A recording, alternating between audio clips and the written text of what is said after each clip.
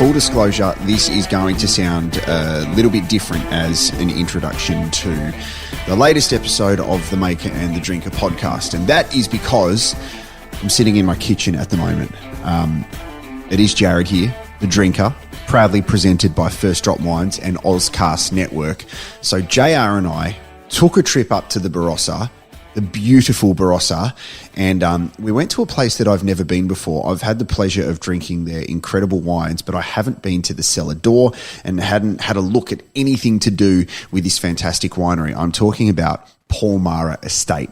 And the reason was I just didn't know where it was. I didn't know much about it, apart from the fact that their wine was delicious. So the beauty about spending time with the maker, John Retzis, is he's educating me about all these incredible winemakers, the way that the wine is made, obviously with the climate, the great vintages and things like that. So today in the episode, we managed to catch up with Paul Georgiadis, who is a viticulturalist.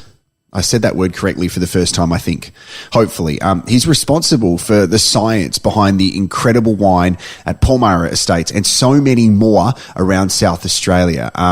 The thing is, when we recorded it, my microphone was a little bit skew-whiff. So if it sounds a bit weird, that is definitely the reason why. It's not going to happen in the future. I've teamed up with Ozcast and gone all pro now. So that's what I'm doing right now. Just wanted to give you full heads up.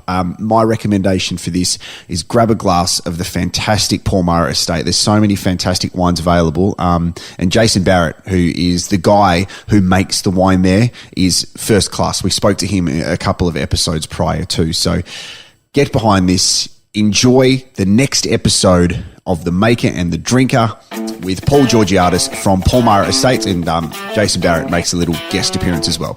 Let's do it. Paul's had a long and colourful career in the wine industry, in viticulture, and most recently in winemaking. So, Paul, welcome. Great to be here. Thanks, John. Thanks, Jared. It's actually great to be here, and certainly appreciate your time. This is beautiful. Tell us about what we're looking at the moment, because it's the first day of spring for anyone who's just stumbled across this podcast, but it's a beautiful South Australian day to introduce everybody to spring in 2021, and where we're sitting, it's heaven. It's peaceful.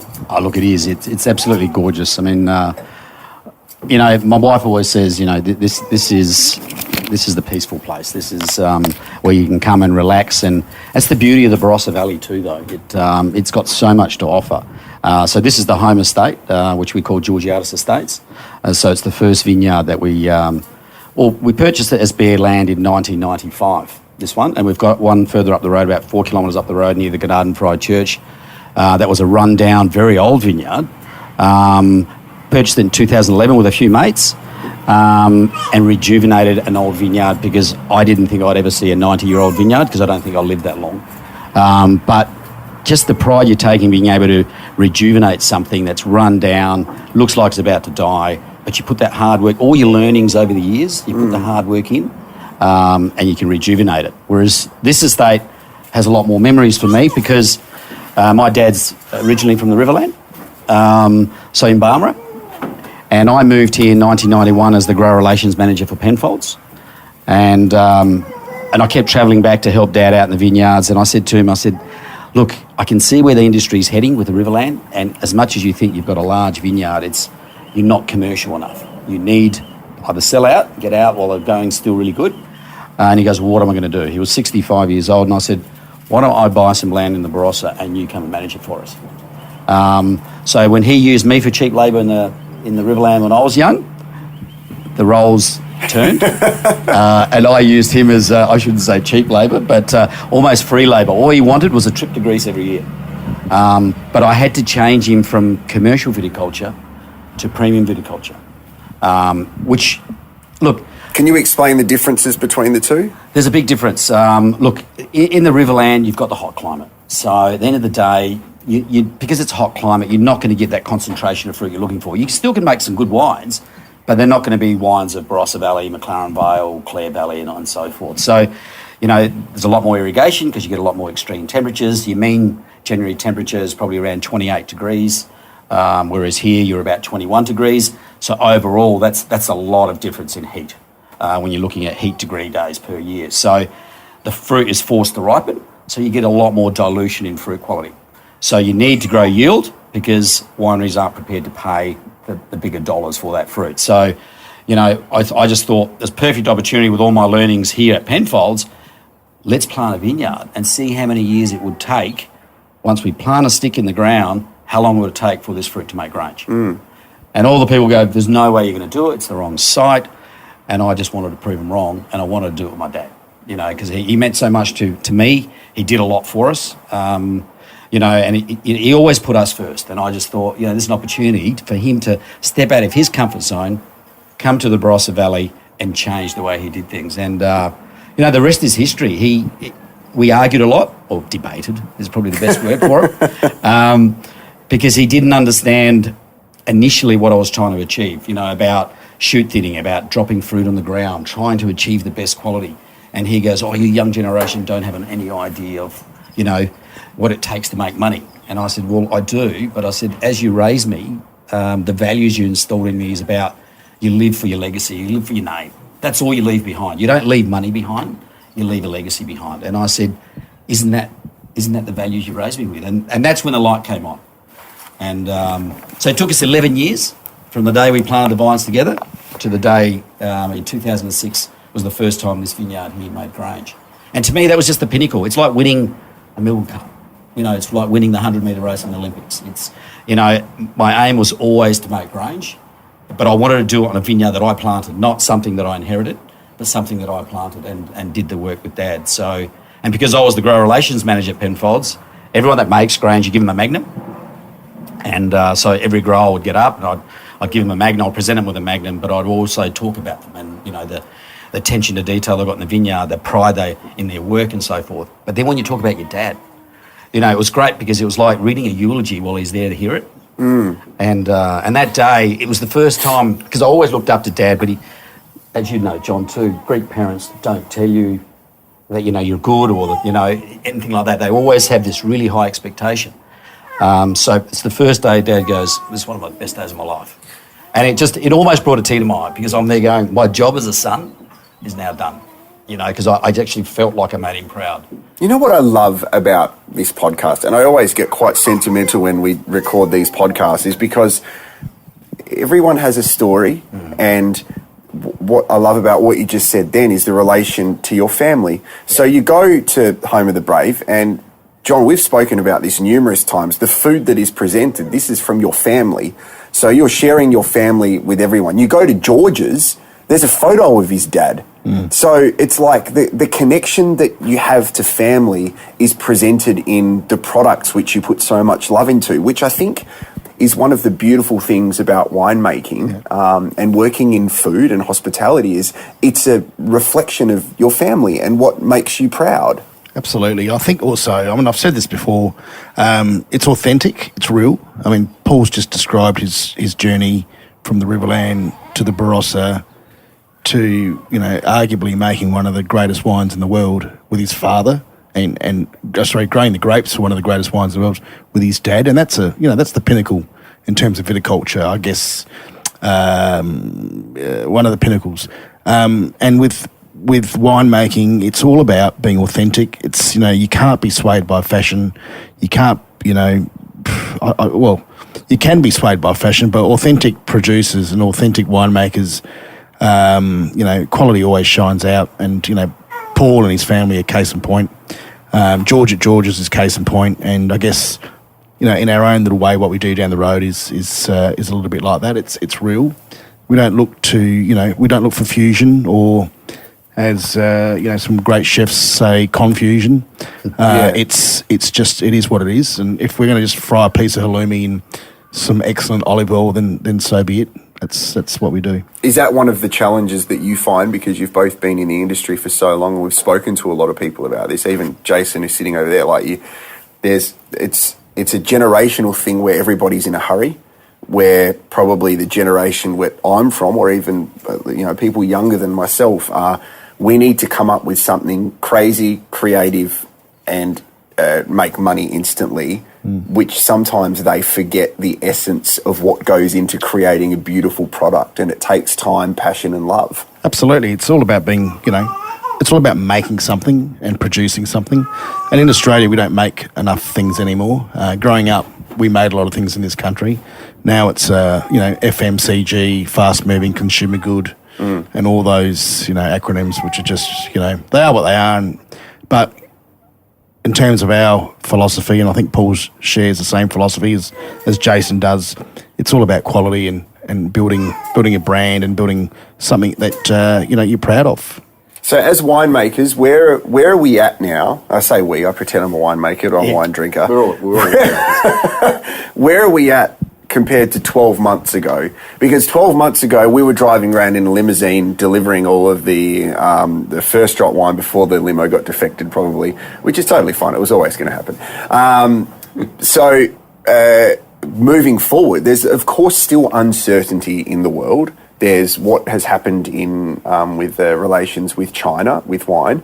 But it seems like people are coming to terms with being able to move and be agile, as the terminology is. So how are you both going? Oh, look, with my role, what I do, building Paulmara estates, that way you're in control of your own destiny. So you want to build the brand and slowly, but we're talking about quality. I always say things of quality have no fear of time. So no matter which cycle you're in, if you're making a product you can stand by and you've got passion with what you do, I think in the long term you will have success. Success will come. People get to know you. They'll start searching for your wine. They'll buy it. My biggest concern as a also consultant in viticulture and work as a grape supply manager for the Randall Wine Group, and I buy fruit for him, and I'm concerned about the growers. The ones that are, soul of the earth. They're the ones that grow the grapes. They grow the resource, and, there's always this thing between winemaking and viticulture is viticulture says we do 85% of the work, and they've got 15% of the work to make sure that they're making it, or making sure they improve the grapes that they get to making a great wine. But we control the resource. But if you're selling your fruit to a corporate, which I worked at Penfolds for 18 years as their grower relations manager, you're in their hands. And this is what I feel sorry for them, because now as the cycle's starting for a downturn, prices will drop accordingly.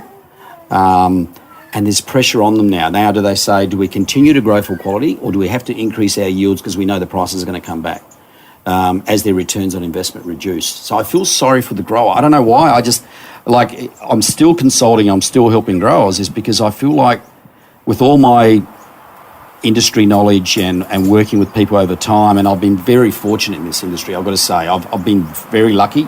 I've put a lot of hard work in, but I feel like it's given me so much.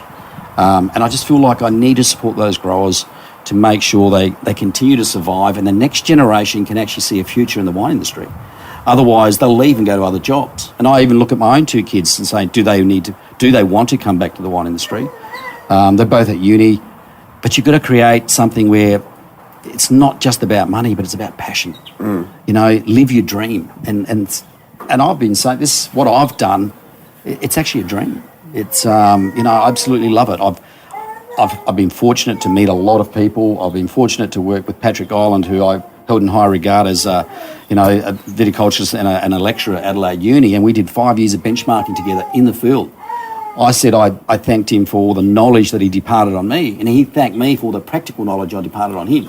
So we both won an award in the same year, and we thanked each other, because you always learn. You're always learning. You never stop learning, and this is the beauty of the wine industry. There's great people within it, but we are going to find some difficult times. 2022, I think, is going to be a little bit difficult because we need to find alternative markets, and I think that's where the local market, I think, is doing well. John, don't you agree? Absolutely. I think we're going through this unusual time.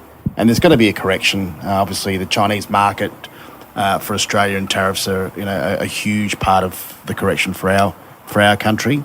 I think winemakers need to look for alternative markets and need to get on their bikes. So it's a little bit difficult when you can't travel. But that said, that's it is what it is. We need to deal with it. Look, our industry and this place has been growing grapes for over 180 years. and there's been swings and roundabouts, and this is just another challenge. If the vintage works out as we all hope it will, and we can grow some quality, we can do well in the UK, in the US, and also, I urge Australian producers to drink more Australian wine rather than, imported, subsidised wine from the EU, which is cool. But at the end of the day, why not support the Barossa and the McLaren Vale, the Clare and the Riverland and New South Wales, Victoria, WA.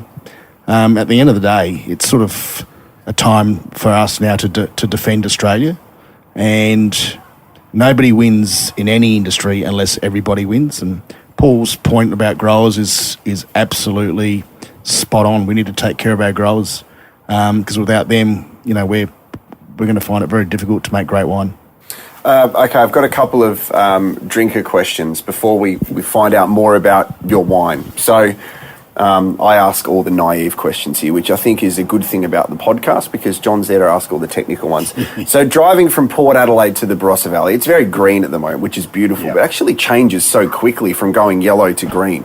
But when we last recorded an episode of The Maker and the Drinker, we were talking about drought, we were talking about vintage just starting. Where are you at the moment on the first day of spring? So what does that mean for winemakers right now? Are you preparing? Are you reflecting? Everything looks tidy at all the vineyards at the moment where they weren't looking tidy a few months ago. So where are we at? I mean, from a viticulture perspective alone, I can only put it to that. We've had a fantastic winter.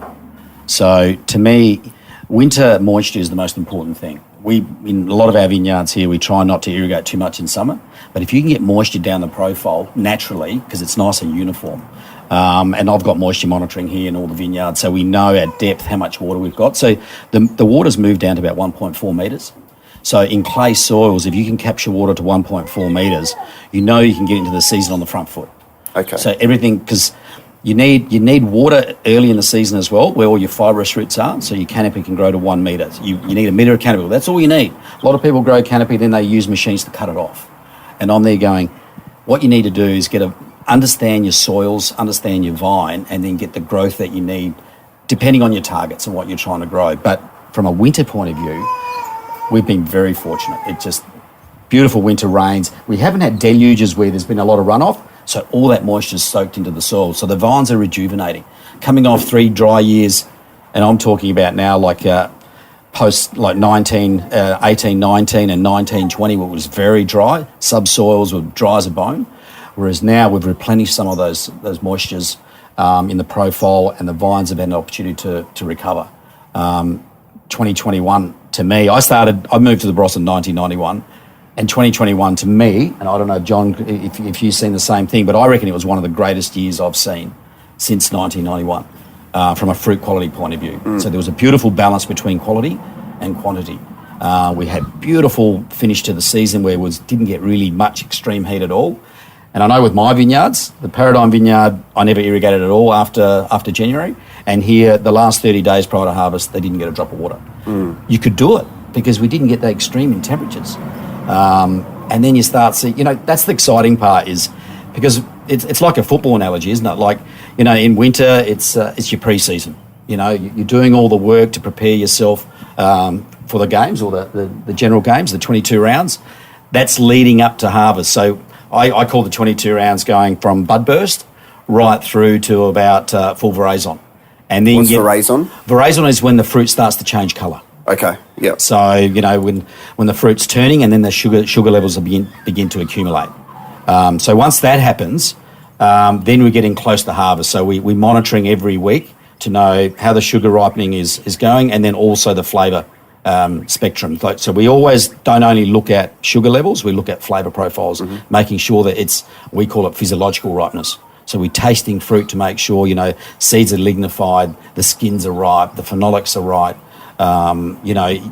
I always even say the rachis has to be lignified. What's a rachis? Rachis is, it's the grape stem that holds all the berries. Right. And if that's ripe, so if you get a bit of rachis into your ferment, you don't get that green character coming through. But if your rachis is green, that's where the greenness will come through into your wine.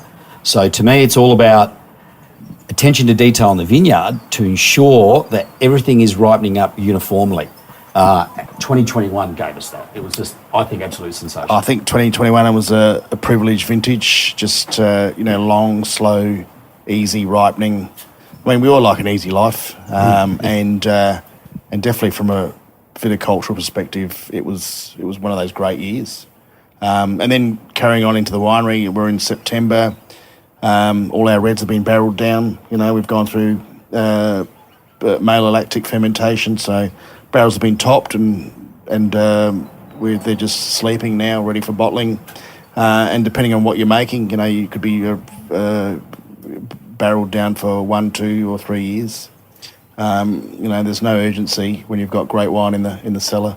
Just before we talk about the wine, the picking process. So was it you guys were night picking?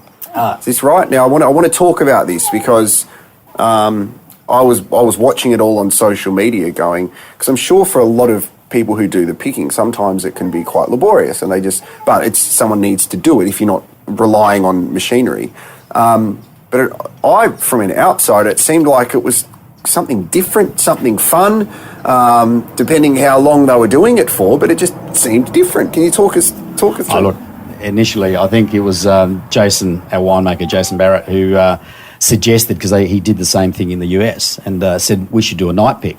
And as soon as my wife, being American, cottoned onto it, she goes, that's a great idea. We'll bring all our friends up and we'll do a night pick. And look, in a warm year, you do a night pick, you're picking fruit at its optimum. Cool temperature, it's a lot easier to work out there in the evening. The fruit remains nice and cool, so when it goes into the winery, it's already cool. Hasn't had the heat of the day. So we decided, just as a trial this year, just do a small pick, invite friends up. We put on a barbecue and so forth. Everyone gets to eat, and then we'll go out and harvest for about 4 hours, and then have a few drinks afterwards. So the night does get a little bit long because everything we chose to do in these vineyards now is all hand harvested. I don't put machines through for harvesting anymore because it's caused so much damage. And when you're trying to grow the best you can, machine harvesters do cause a lot of damage. And because everyone's in a hurry, so they come in and they break posts, they break what I call sites. So it's, you set up your vineyard with sites. So then you leave a spur on that, and that's where your shoots come out from. You lose one of those and there's a gap. All right, so the vine still's got the same amount of energy that it's pushing. So it's got to push from another point. So then you start getting variation in your vineyard because it doesn't have all those points that you set it up to grow. So after how many years of machine harvesting and all this, the damage that I had seen, I just thought it's time that we just go all hand picking. It's a lot more expensive. But you know what? I'm protecting my vineyard. I don't get broken posts. The quality I'm seeing improvement in the quality. And these vineyards will survive a long time. That's why I still have a 90-year-old vineyard. You put a machine through that, they'll be dead within 3 years. But when you're hand picking and doing everything, by hand, you do preserve, those old vines. And that's where, a lot of the great quality of the fruit comes from those older vines. There's definitely a flavour profile and a certain earthiness, savouriness that you can only achieve in an old vineyard from an old vine. But then it has to be managed right. Just with the fact that it's old isn't enough. Spot on. And it has to be in the right spot as well in terms of, soil and mesoclimate. So if you've got old vines in the hands of, say, Paul Georgiadis, the chances are you're going to grow some grapefruit. So that's, age of vine is a great asset, but also it's the person running the vineyard and who understands their craft and understands their mesoclimate and their place. One of the other things I love about doing this is that in most industries, if you are seen as a competitor, there's obviously a competitive spirit and nature, and anything that is said about a competitor is not done genuinely. But JR talking about his friends and colleagues and fellow winemakers and people who are involved in wine, it just comes from such an authentic place, and it seems like everything is based on relationships, especially here. You go to George's, and my wife and I went to George's to support the business and got one of his take-home packs for Mother's Day, and he recommended one of your wines. Yeah. And you go, that's awesome. And we hadn't tried that one before, and we go, that's amazing. And it's like, it seems like everything is relationship-based, where although Financially, there's always going to be competition, but ultimately it's supporting one another from a really authentic place. Oh, look, I totally agree with you. I mean, relationships are so important. Relationship over with Johnny, the relationship over with George, and George has helped us out a lot, supporting us as a small brand, and we are a small brand growing. But when you're a small brand, you have to suggestive sell, and all that's based on relationships. If people know you and they know that you're sincere and somehow we'll help them, they help us, but that's what, it's community. And that's what I love. I love that community aspect of it all, and that people help each other out. I mean, people call me all the time and ask for viticulture advice. I give it. People go, why do you charge? I'm there going, you want to be able to help people. You're still got to do the work. I can give them advice, but they're still got to do the work. And I always say, the best fertiliser in a grower's vineyard is his shadow. But people miss that. Your shadow has to be in there. You've got to be observing. You can't just rely on the technology to make decisions for you. You've got to use that technology, as much information as you can get with the technology, but you've got to be able to observe, and using years and years of experience of knowing when to do certain jobs in a vineyard. Because viticulture is about timing. Every year is not the same. Mother Nature will predict and determine when things are going to happen in the life cycle of a grapevine. And that's what I love, is that observation in the vineyard. And I do quality improvement programs for growers in McLaren Vale here in the Barossa. And they know what they're doing, but they know that I'm going to turn up every 2 to 3 weeks to check up that they've actually done the work. And it's like policing the work they do. But they're smart, they're switched on, they know what to do. But, I'll say to some growers, you want to grow A grade, but there's water leaks everywhere in your vineyard. Who's gone through to check? And that's the problem. When you've got all the technology, people forget to go out there and have a look. But we all try to help each other out. That's the beauty. But once again, like I always say to growers when I buy fruit from growers, I said, just remember, your next door neighbour's your competitor. If he's got a contract to sell fruit, it means you've missed out on that contract. So you've got to grow the best you can and put yourself ahead of the rest. So if you're growing good quality, you'd almost guarantee you'll sell your fruit. If your quality's there and you're recognised for it, you'll sell your fruit. But if you're the one that just chases tons and the ultimate dollar, as soon as there's a little bit of an oversupply, they're the first ones to go. Winemakers walk away and say, you know what, when the demand's up again, we'll come back. John, do you want to tell us about some of these wines as well? Because we're sitting out here, absolutely. The sun is shining, It's beautiful. We're looking at the winemaker who's just sitting back going, yeah, I did this. Well, maybe Jason can come and join us and talk about the wines, because he's actually the dude that made them. Come over here, Jason. Jason. Yeah, come over here, And, mate. We'll share the microphone with We're just enjoying. with John. I'll kick you off, Jason. We're just enjoying a 2020 Paulmara Sangiovese Cellar Reserve, and 48 days on skins, Jason. 49. 49, sorry. But yeah, tell us about this wine. It's delicious. I've been fortunate enough to work with Paul's fruit back when I was at Penfolds since 2005.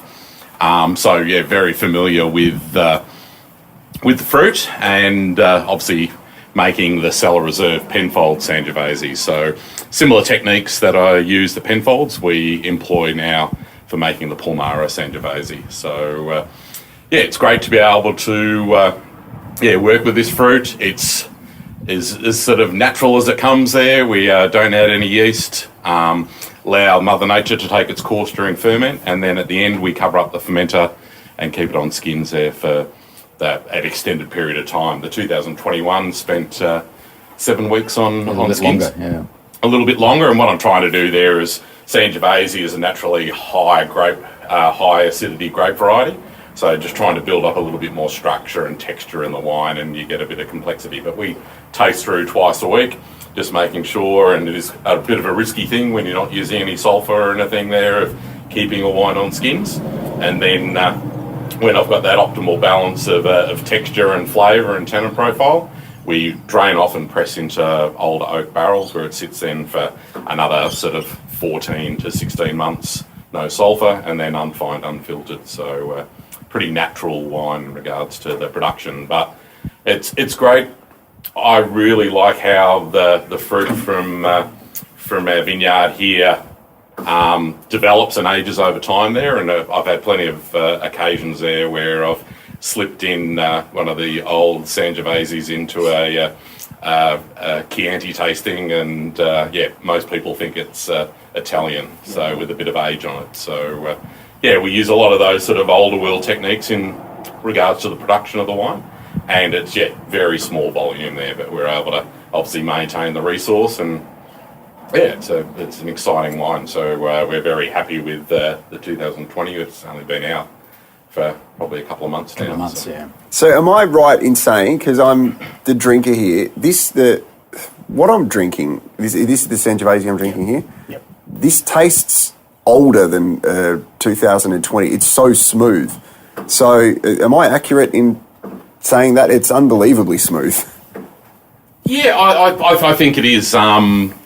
Obviously, the wines that we create at Paulmara there are food-based wines there, and Sangiovese sort of is one of those varieties that is sort of a great food wine there. You're looking back in Italy there, they're drinking them out of the little Vegemite jar glasses there at lunchtime. It is a wine there that, we like for enjoying at any time of the day, but it is a wine there that is quite serious and will cellar. So that balance of texture, flavour and tannin and that natural acidity give those precursors that allow this wine to age for 10 to 15 years, as I've seen with previous examples. So it's a teaser of a wine then, because it's basically going, you can have me now and it's going to be beautiful, but you can also put me away and it's going to be more beautiful. So buy 2 bottles, have one now and then have one in 10, 15 years. Or buy 12 bottles, have 6 now and have 6 in 10 years. Now like age. Exactly. I was about to say you need to upsell him there.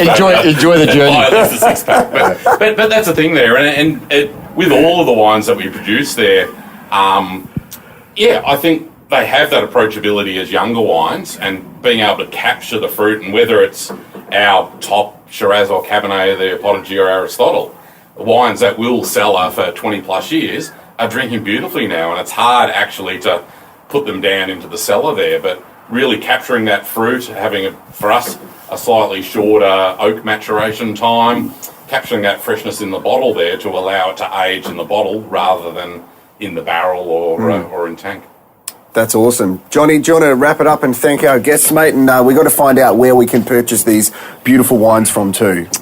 Yeah, so thanks to Paul and thanks Jason for popping in. That was unexpected, talking about the wines. So Paulmara Estates, can we buy them online, Paul? Predominantly online. We do sell in the small bottle shops and so forth, like Parade Cellars and so forth. There's a lot of on-premise at restaurants, but predominantly online. We sort of trying to create more of an online business.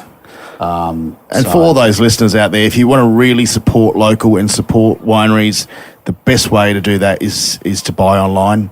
All the proceeds. Come visit and visit the estate. It's beautiful. There's views over the Seppeltsfield Valley. There's some beautiful olive trees. It feels almost like you're in a little sort of feels like we're at someone's house. We are at someone's house. No, but it's like, hey, sorry, do you mind if we come in and just go into you and taste some of your wine and use your bathroom? Yeah. Well, it's a bit like that. And I remember when I went to Tuscany years ago, and all the vineyards were surrounded by olive trees, olive groves, and so forth as well. And it's, I don't know, it just gives you this real warm feeling. Yeah. And it's like a very European aspect, but it's comfortable. I don't want wine to be intimidating. I want wine to be fun. And that's why with Jason making the wines as well, yes, they are approachable, but you nailed it, Jared, what you said. I always say that to a lot of the people that come through and taste wines here. I always say, you need to enjoy the journey of this wine. Yeah. So buy a 6-pack or buy a 12-pack and then watch the journey of that wine. Yeah. Because we have got some wines that will live 40 years. We know they will. But at the end of the day, if you only buy one bottle, you only get one experience and one shot at it. Well, it could become a birthday wine for the next decade. So you go, well, I'm actually going to have one a year for the next 10 years and experience the decade of that journey. Absolutely. Yeah, it's been amazing. And just to finish off as well, I mean, we're not just relying on, Shiraz, Cabernet. We are looking at Sangiovese, but also on this vineyard site here, we're planting some Greek varieties, like Cypriot varieties as well, in conjunction with Adelaide Uni. Because, like Johnny, what you were saying earlier is that let's buy more local, let's buy more Australian wines, but we still got to offer other options for the consumers, and that's why I'm looking at these varieties out of Cyprus and so forth as well, and we're looking at Xenometer out of northern Greece. because consumers are looking for alternatives other than just Shiraz and Cabernet. We do the Shiraz and Cabernet because they're the mainstays, but at the end of the day, the alternative varieties have a place. But what I always say now as a viticulturalist is the people that are growing these alternative varieties should understand that variety and how it's grown back in its origins. Because if you misunderstand that grape variety, then the consumer gets misled about saying, oh, is that variety? Is that all it offers? So you've got to try to make it true to style, but in Australian conditions, but make it true to style. Absolutely, and also true to style from a winemaking perspective, Jason.